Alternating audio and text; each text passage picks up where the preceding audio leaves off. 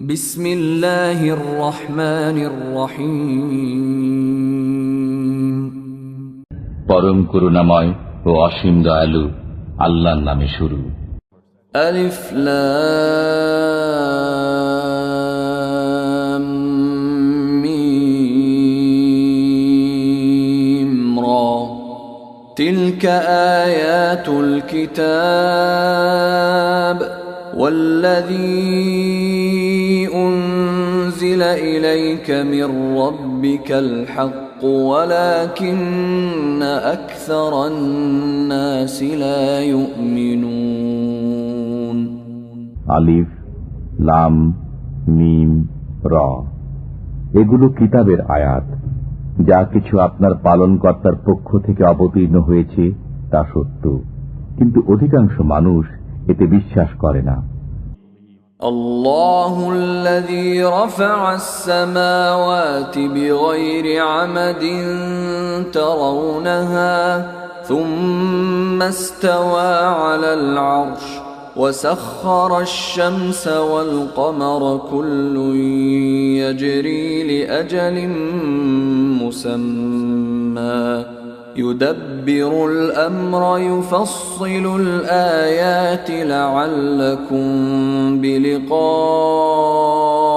ربكم توقنون আল্লাহ যিনি ঊর্ধ্বদেশে স্থাপন করেছেন আকাশ মণ্ডলীকে স্তম্ভ ব্যতীত, তোমরা সেগুলো দেখো। অতঃপর তিনি আরশের উপর অধিষ্ঠিত হয়েছেন এবং সূর্য ও চন্দ্রকে কর্মে নিয়োজিত করেছেন। প্রত্যেকে নির্দিষ্ট সময় মোতাবেক আবর্তন করে। তিনি সকল বিষয় পরিচালনা করেন, নিদর্শনসমূহ প্রকাশ করেন, যাতে তোমরা স্বীয় পালনকর্তার সাথে সাক্ষাৎ সম্বন্ধে নিশ্চিত বিশ্বাসী হও। وهو الذي مد الأرض وجعل فيها رواسي وأنهارا ومن كل الثمرات جعل فيها زوجين اثنين يغشي الليل النهار إن في ذلك لآيات لقوم يتفكرون তিনি ভূমণ্ডলকে বিস্তৃত করেছেন এবং তাতে পাহাড় পর্বত ও নদ নদী সৃষ্টি করেছেন এবং প্রত্যেক ফলের মধ্যে দু প্রকার সৃষ্টি করে রেখেছেন।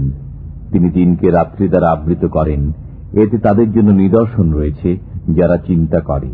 وفي الأرض قطع متجاورات وجنات من أعناب وزرع ونخيل صنوان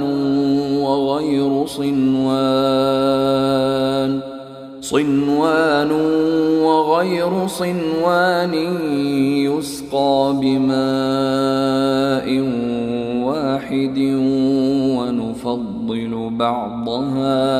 ونفضل بعضها على بعض في الأكل إن في ذلك لآيات لقوم يعقلون এবং জমিনে বিভিন্ন শস্যক্ষেত্র রয়েছে, একটি অপরটির সাথে সংলগ্ন, এবং আঙ্গুরের বাগান আছে, আর শস্য ও খরজুর রয়েছে। একটির মূল অপরটির সাথে মিলিত এবং কতক মিলিত নয়। এগুলোকে একই পানি দেয়া হয়। আমি স্বাদে একটিকে অপরটির চাইতে শ্রেষ্ঠত্ব দেই। এগুলোর মধ্যে তাদের জন্য নিদর্শন রয়েছে যারা চিন্তা ভাবনা করে।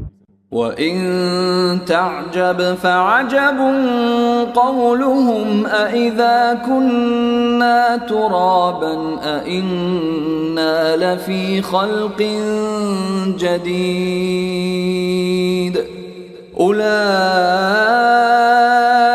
الَّذِينَ كَفَرُوا بِرَبِّهِمْ وَأُولَئِكَ الْأَغْلَالُ فِي أعناقهم وأولئك أصحاب النار هم فيها خالدون যদি আপনি বিস্ময়ের বিষয় চান, তবে তাদের একথা বিস্ময়কর যে আমরা যখন মৃত্তিকা হয়ে যাব তখনও কি নতুনভাবে সৃজিত হব। এরাই স্বীয় পালনকর্তা সত্তায় অবিশ্বাসী হয়ে গেছে। এদের গর্দানেই লৌহ শৃঙ্খল পড়বে এবং এরাই দোজখী, এরা তাতে চিরকাল থাকবে। وَيَسْتَعْجِلُونَكَ بِالسَّيِّئَةِ قَبْلَ الْحَسَنَةِ وَقَدْ خَلَتْ مِنْ قَبْلِهِمُ الْمَثُلَاتُ وَإِنَّ رَبَّكَ لَذُو مَغْفِرَةٍ لِلنَّاسِ عَلَى ظُلْمِهِمْ وَإِنَّ رَبَّكَ لَشَدِيدُ الْعِقَابِ। এরা আপনার কাছে মঙ্গলের পরিবর্তে দ্রুত অমঙ্গল কামনা করে। তাদের পূর্বে অনুরূপ অনেক শাস্তিপ্রাপ্ত জনগোষ্ঠী অতিক্রান্ত হয়েছে। আপনার পালনকর্তা মানুষকে তাদের অন্যায় সত্ত্বেও ক্ষমা করেন এবং আপনার পালনকর্তা কঠিন শাস্তিদাতাও বটে। وَيَقُولُ الَّذِينَ كَفَرُوا لَوْلَا أُنْزِلَ عَلَيْهِ آيَةٌ مِّن رَّبِّهِ إِنَّمَا أَنْتَ مُنذِرٌ وَلِكُلِّ قَوْمٍ هَادٍ। কাফেররা বলে, তার প্রতি তার পালনকর্তার পক্ষ থেকে কোন নিদর্শন অবতীর্ণ হল না কেন? আপনার কাজ তো ভয় প্রদর্শন করাই এবং প্রত্যেক সম্প্রদায়ের জন্য পথ প্রদর্শক হয়েছে। আল্লাহু ইয়া'লামু মা তাহমিলু কুল্লু উনসা ওয়া মা তাগীদুল আরহাম ওয়া মা তাজদাদ ওয়া কুল্লু শাইইন 'ইনদাহু বিমিকদার। আল্লাহ জানেন প্রত্যেক নারী যা গর্ভধারণ করে এবং গর্ভাশয়ে যা সংকুচিত ও বর্ধিত হয়, এবং তার কাছে প্রত্যেক বস্তুরই একটা পরিমাণ রয়েছে। আলিমুল গায়বি ওয়াশ শাহাদাতিল কাবীরুল মুতাআল। তিনি সকল গোপন ও প্রকাশ্য বিষয় অবগত, মহত্তম, সর্বোচ্চ মর্যাদাবান। সাওয়াউম মিনকুম মান আসাররাল কওলা ওয়া মান জাহারা বিহি ওয়া মান হুয়া মুস্তাখফিন বিল-লাইল ومن هو مستخف بالليل وسارب بالنهار। তোমাদের মধ্যে কেউ গোপনে কথা বলুক বা তা সশব্দে প্রকাশ করুক, রাতের অন্ধকারে সে আত্মগোপন করুক বা প্রকাশ্য দিবালোকে বিচরণ করুক, সবাই তার নিকট সমান। লাহু মুআক্কিবাতুম মিন বাইনি ইয়াদাইহি ওয়া মিন খালফিহি ইয়াহফাযুনাহু মিন আমরিল্লাহ ইন্নাল্লাহা লা ইউগায়্যিরু মা বিকওমিন হাত্তা ইউগায়্যিরু মা বিআনফুসিহিম وَإِذَا أَرَادَ اللَّهُ بِقَوْمٍ سُوءًا فَلَا مَرَدَّ لَهُ وَمَا لَهُم مِّن دُونِهِ مِن وَالٍ। তার পক্ষ থেকে অনুসরণকারী রয়েছে তাদের অগ্রে এবং পশ্চাতে। আল্লাহর নির্দেশে তারা ওদের হেফাজত করে। আল্লাহ কোন জাতির অবস্থা পরিবর্তন করেন না যে পর্যন্ত তারা তাদের নিজেদের অবস্থা পরিবর্তন না করে। আল্লাহ যখন কোন জাতির উপর বিপদ চান তখন তা রদ হওয়ার নয়, এবং তিনি ব্যতীত তাদের কোনো সাহায্যকারী নেই। হুয়াল্লাযী ইউরীকুমুল বারকা খাওফান ওয়া তামআন ওয়া ইউনশিউস সাহাবাস সিকাল। তিনি তোমাদেরকে বিদ্যুৎ দেখান ভয়ের জন্য এবং আশার জন্য, এবং উত্থিত করেন ঘন মেঘমালা। وَيُسَبِّحُ الرَّعْدُ بِحَمْدِهِ وَالْمَلَائِكَةُ مِنْ خِيفَتِهِ وَيُرْسِلُ الصَّوَاعِقَ ويرسل الصواعق فيصيب بها من يشاء وهم يجادلون في الله وهو شديد المحال তার প্রশংসা পাঠ করে বজ্র, নির্ঘোষ এবং সব ফেরেশতা সভয়ে। তিনি বজ্রপাত করেন, অতঃপর যাকে ইচ্ছা তাকে তা দ্বারা আঘাত করেন। তথাপি তারা আল্লাহ সম্পর্কে বিতণ্ডা করে, অথচ তিনি মহাশক্তিশালী।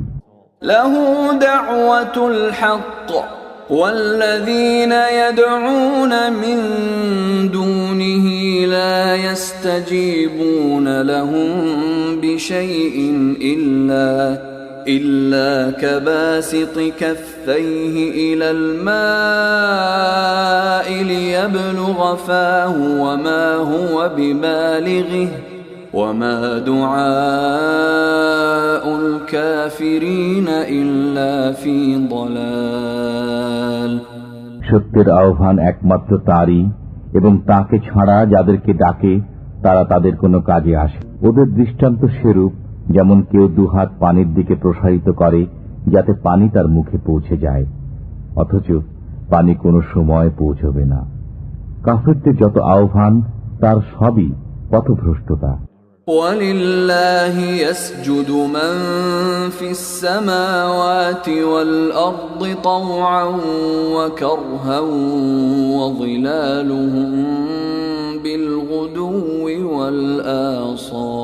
وَالْآصَالِ আল্লাহকে সিজদা করে যা কিছু নভমণ্ডলে ও ভূমণ্ডলে আছে, ইচ্ছায় অথবা অনিচ্ছায়, এবং তাদের প্রতিচ্ছায়াও সকাল সন্ধ্যায়। قل من رب السماوات والأرض قل الله قل أفاتخذتم من دونه أولياء لا يملكون لأنفسهم نفعا ولا ضرا قل هل يستوي الأعمى والبصير أم هل تستوي الظلمات والنور أم جعلوا لله شركاء خلقوا كخلقه فتشابه الخلق عليهم قل الله خالق كل شيء وهو الواحد القهار জিজ্ঞেস করুন, নভমণ্ডল ও ভূমণ্ডলের পালনকর্তা কে? বলে দিন, আল্লাহ। বলুন, তবে কি তোমরা আল্লাহ ব্যতীত এমন অভিভাবক স্থির করেছ যারা নিজেদের ভালো মন্দেরও মালিক নয়? বলুন, অন্ধ ও চক্ষুষ্মান কি সমান হয়, অথবা কোথাও কি অন্ধকার ও আলো সমান হয়? তবে কি তারা আল্লাহর জন্য এমন অংশীদার স্থির করেছে যে তারা কিছু সৃষ্টি করেছে যেমন সৃষ্টি করেছেন আল্লাহ, অতঃপর তাদের সৃষ্টি এরূপ বিভ্রান্তি ঘটিয়েছে? বলুন, আল্লাহ প্রত্যেক বস্তু স্রষ্টা এবং তিনি একক পরাক্রমশালী।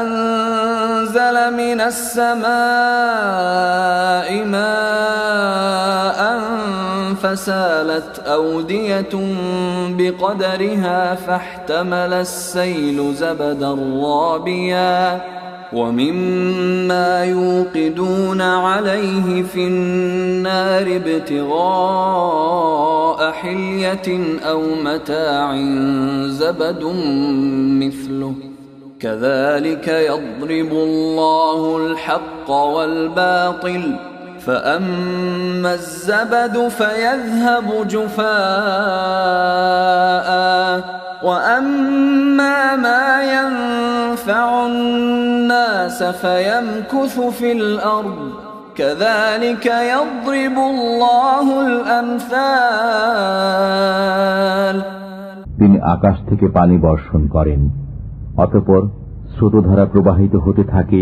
নিজ নিজ পরিমাণ অনুযায়ী। অতঃপর স্রোতধারা স্ফীত ফেনারাশি উপরে নিয়ে আসে, এবং অলঙ্কার অথবা তৈজসপত্রের জন্য যে বস্তুকে আগুনে উত্তপ্ত করে তাতেও তেমনি ফেনারাশি থাকে। এমনিভাবে আল্লাহ সত্য ও অসত্যের দৃষ্টান্ত প্রদান করেন। অতএব ফেনা তো শুকিয়ে খতম হয়ে যায়, এবং যা মানুষের উপকারে আসে তা জমিতে অবশিষ্ট থাকে। আল্লাহ এমনিভাবে দৃষ্টান্তসমূহ বর্ণনা করেন। للذين استجابوا لربهم الحسنى والذين لم يستجيبوا له لو أن لهم ما في الأرض جميعا ومثله معه لافتدوا به أولئك لهم سوء الحساب ومأواهم جهنم وبئس المهاد।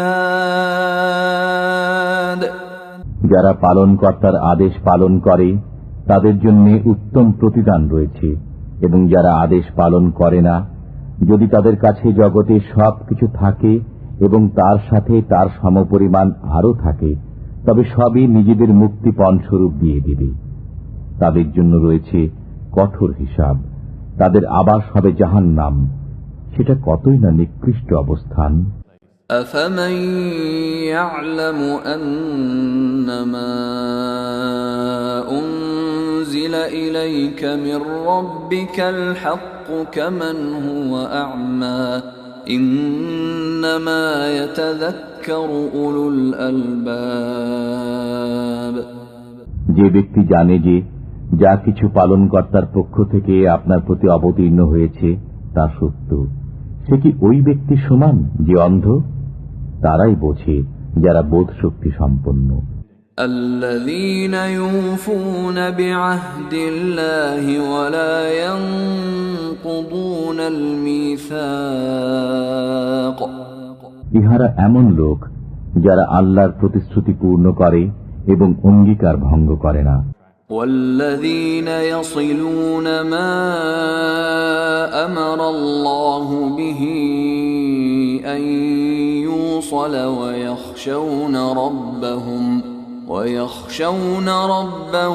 ويخافون سوء الحساب। এবং যারা বজায় রাখে ওই সম্পর্ক যা বজায় রাখতে আল্লাহ আদেশ দিয়েছেন, এবং স্বীয় পালনকর্তাকে ভয় করে এবং কঠোর হিসাবের আশঙ্কা রাখে। والذين صبروا ابتغاء وجه ربهم وأقاموا الصلاة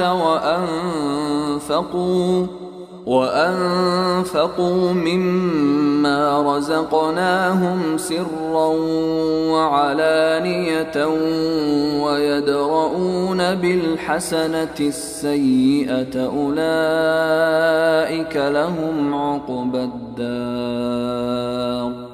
এবং যারা স্বীয় পালনকর্তার সন্তুষ্টির জন্য সবর করে, নামাজ প্রতিষ্ঠা করে, আর আমি তাদেরকে যা দিয়েছি তা থেকে গোপনে ও প্রকাশ্যে ব্যয় করে, এবং যারা মন্দের বিপরীতে ভালো করে, তাদের জন্য রয়েছে পরকালের গৃহ।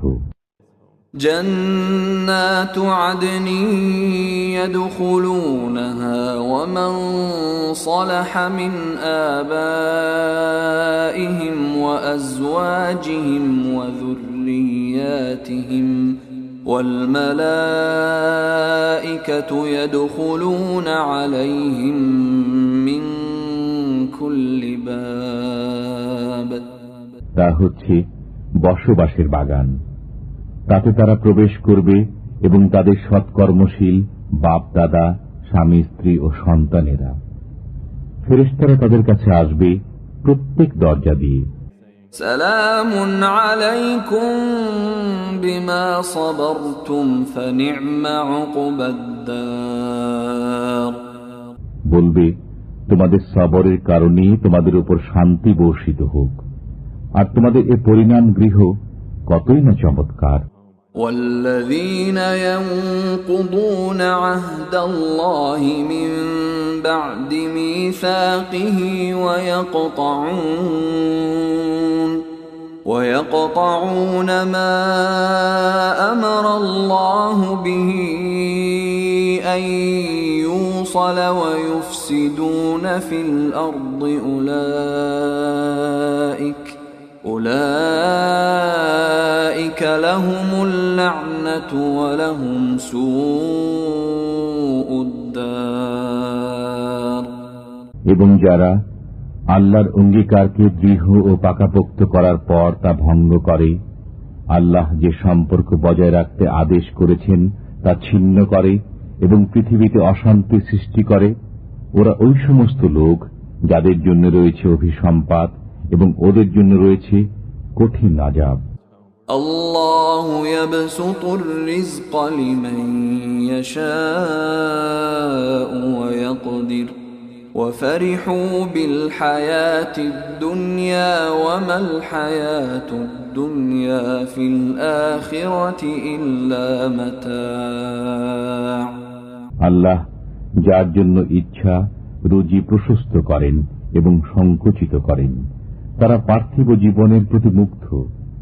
পার্থিব জীবন পরকালের সামনে অতি সামান্য সম্পদ বই নয়। ويقول الذين كفروا لولا أنزل عليه آية من ربه قل إن الله يضل من يشاء ويهدي إليه من أناب। কাফেররা বলে, তাঁর প্রতি তাঁর পালনকর্তার পক্ষ থেকে কোন নিদর্শন কেন অবতীর্ণ হল না? বলে দিন, আল্লাহ যাকে ইচ্ছা পথভ্রষ্ট করেন এবং যে মনোনিবেশ করে তাকে নিজের দিকে পথ প্রদর্শন করেন। الذين آمنوا وتطمئن قلوبهم بذكر الله ألا بذكر الله تطمئن القلوب। যারা বিশ্বাস স্থাপন করে এবং তাদের অন্তর আল্লাহর জিকির দ্বারা শান্তি লাভ করে, জেনে রাখো আল্লাহর জিকির দ্বারাই অন্তরসমূহ শান্তি পায়। الذين آمنوا وعملوا الصالحات طوبى لهم وحسن مآب। যারা বিশ্বাস স্থাপন করে এবং সৎকর্ম সম্পাদন করে তাদের জন্য রয়েছে সুসংবাদ এবং মনোরম প্রত্যাবর্তন স্থল। كذلك أرسلناك في أمة قد خلت من قبلها أمم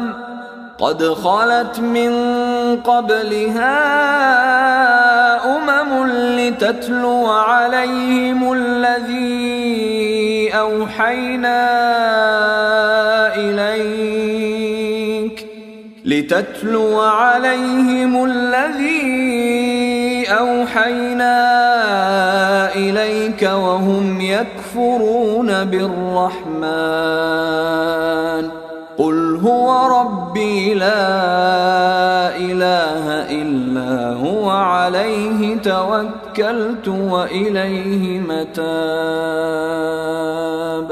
এমনি ভাবে আমি আপনাকে একটি উম্মতের মধ্যে প্রেরণ করেছি, তাদের পূর্বে অনেক উম্মত অতিক্রান্ত হয়েছে, যাতে আপনি তাদেরকে ওই নির্দেশ শুনিয়ে দেন যা আমি আপনার কাছে প্রেরণ করেছি। তথাপি তারা দয়াময়কে অস্বীকার করে। বলুন, তিনি আমার পালনকর্তা, তিনি ব্যতীত কারো উপাসনা নাই, আমি তাঁর উপরই ভরসা করেছি এবং তাঁর দিকেই আমার প্রত্যাবর্তন। ولو أن قرآنا سيرت به الجبال أو قطعت به الأرض أو كلم به الموتى بل لله الأمر جميعا أفلم ييأس الذين آمنوا أن لو يشاء الله لهدى الناس جميعا ولا يزال الذين كفروا تصيبهم بما صنعوا قارعة أو تحل قريبا من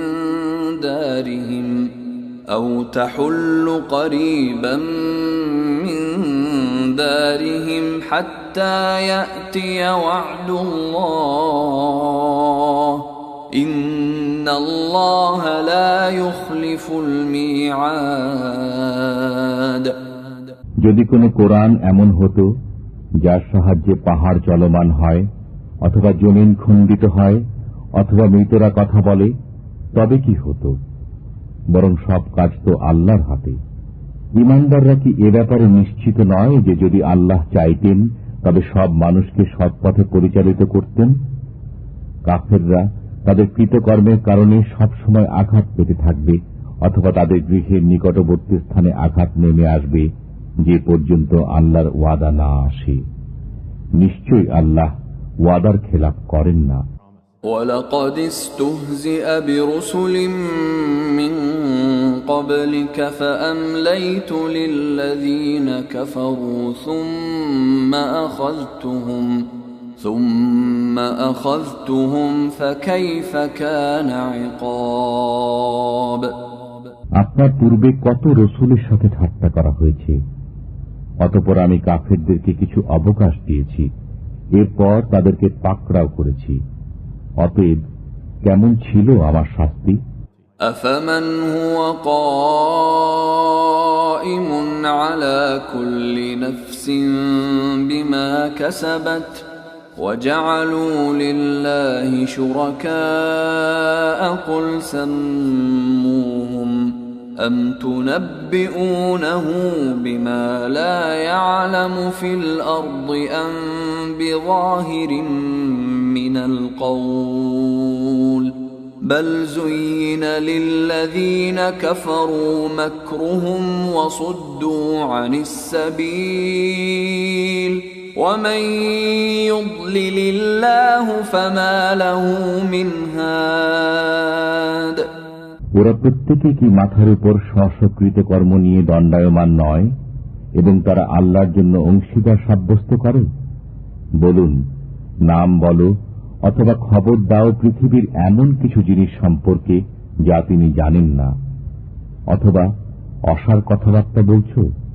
বরং সুশোভিত করা হয়েছে কাফেরদের জন্য তাদের প্রতারণাকে এবং তাদেরকে সৎপথ থেকে বাধা দান করা হয়েছে। আল্লাহ যাকে পথভ্রষ্ট করেন তার জন্য কোন পথপ্রদর্শক নেই।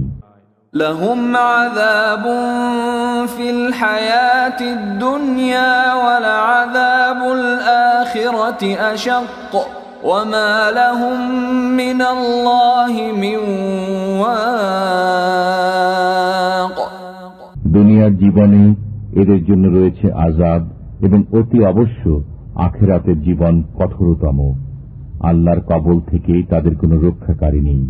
مثل الجنة التي وعد المتقون تجري من تحتها الأنهار أكلها دائم وظلها تلك عقبى الذين اتقوا وعقبى الكافرين النار। পরহেজগারদের জন্য প্রতিশ্রুত জান্নাতের অবস্থা এই যে তার নিম্নে নির্ঝরণী সমূহ প্রবাহিত হয়, তার ফলসমূহ চিরস্থায়ী এবং ছায়াও। এটা তাদের প্রতিদান যারা সাবধান হয়েছে, এবং কাফেরদের প্রতিফল অগ্নি। والذين آتيناهم الكتاب يفرحون بما أنزل إليك ومن الأحزاب من ينكر بعضه قل إنما أمرت أن أعبد الله ولا أشرك به إليه أدعو وإليه مآب। এবং যাদেরকে আমি গ্রন্থ দিয়েছি তারা আপনার প্রতি যা অবতীর্ণ হয়েছে তার জন্য আনন্দিত হয়, এবং কোন কোন দল এর কোন কোন বিষয় অস্বীকার করে। বলুন, আমাকে এরূপ আদেশই দেয়া হয়েছে যে আমি আল্লাহর ইবাদত করি এবং তার সাথে অংশীদার না করি। আমি তার দিকে দাওয়াত দেই এবং তার কাছেই আমার প্রত্যাবর্তন। وكذلك أنزلناه حكما عربيا ولئن اتبعت أهواءهم بعدما جاءك من العلم ما لك من الله من ولي ولا واق। এমনি ভাবেই আমি এই কোরআনকে আরবি ভাষায় নির্দেশ রূপে অবতারণ করেছি। যদি আপনি তাদের প্রবৃত্তির অনুসরণ করেন আপনার কাছে জ্ঞান পৌঁছার পর, তবে আল্লাহর কবল থেকে আপনার না কোনো সাহায্যকারী আছে এবং না কোনো রক্ষাকারী।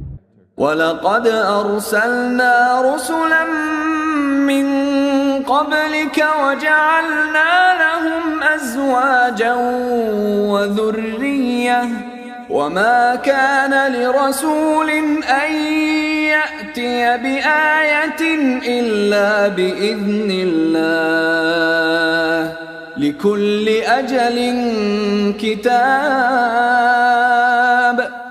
আপনার পূর্বে আমি অনেক রসুল প্রেরণ করেছি এবং তাদেরকে পত্নী ও সন্তান সন্ততি দিয়েছি। কোন রসুলের এমন সাধ্য ছিল না যে আল্লাহর নির্দেশ ছাড়া কোন নিদর্শন উপস্থিত করে। প্রত্যেকটি ওয়াদা লিখিত আছে। يَمْحُو اللَّهُ مَا يَشَاءُ وَيُثْبِتُ وَعِندَهُ أُمُّ الْكِتَابِ। আল্লাহ যা ইচ্ছা মিটিয়ে দেন এবং বহাল রাখেন এবং মূল গ্রন্থ তাঁর কাছেই রয়েছে। وَإِمَّا نُرِيَنَّكَ بَعْضَ الَّذِي نَعِدُهُمْ أَوْ نَتَوَفَّيَنَّكَ فَإِنَّمَا عَلَيْكَ الْبَلَاغُ وَعَلَيْنَا الْحِسَابُ। আমি তাদের সাথে যে ওয়াদা করেছি তার কোনো একটি যদি আপনাকে দেখিয়ে দেই কিংবা আপনাকে উঠিয়ে নেই, তাতে কি? আপনার দায়িত্ব তো পৌঁছে দেয়া এবং আমার দায়িত্ব হিসাব নেয়া। أَوَلَمْ يَرَوْا أَنَّا نَأْتِي الْأَرْضَ نَنقُصُهَا مِنْ أَطْرَافِهَا وَاللَّهُ يَحْكُمُ لَا مُعَقِّبَ لِحُكْمِهِ وَهُوَ سَرِيعُ الْحِسَابِ। তারা কি দেখে না যে আমি তাদের দেশকে চতুর্দিক থেকে সমানে সংকুচিত করে আসছি? আল্লাহ নির্দেশ দেন, তার নির্দেশকে পশ্চাতে নিক্ষেপকারী কেউ নেই। তিনি দ্রুত হিসাব গ্রহণ করেন। وَقَدْ مَكَرَ الَّذِينَ مِن قَبْلِهِمْ فَلِلَّهِ الْمَكْرُ جَمِيعًا يَعْلَمُ مَا تَكْسِبُ كُلُّ نَفْسٍ وَسَيَعْلَمُ الْكُفَّارُ لِمَنْ عُقْبَى الدَّارِ। তাদের পূর্বে যারা ছিল তারা চক্রান্ত করেছে, আর সকল চক্রান্ত তো আল্লাহর হাতেই আছে। তিনি জানেন প্রত্যেক ব্যক্তি যা কিছু করে। কাফেররা জেনে নেবে যে পরজীবনের আবাসস্থল কাদের জন্য রয়েছে। وَيَقُولُ الَّذِينَ كَفَرُوا لَسْتَ مُرْسَلًا قُلْ كَفَى بِاللَّهِ شَهِيدًا بَيْنِي وَبَيْنَكُمْ وَمَنْ عِندَهُ عِلْمُ الْكِتَابِ। কাফেররা বলে, আপনি প্রেরিত ব্যক্তি নন। বলে দিন, আমার ও তোমাদের মধ্যে প্রকৃষ্ট সাক্ষী হচ্ছেন আল্লাহ এবং ওই ব্যক্তি যার কাছে গ্রন্থের জ্ঞান আছে।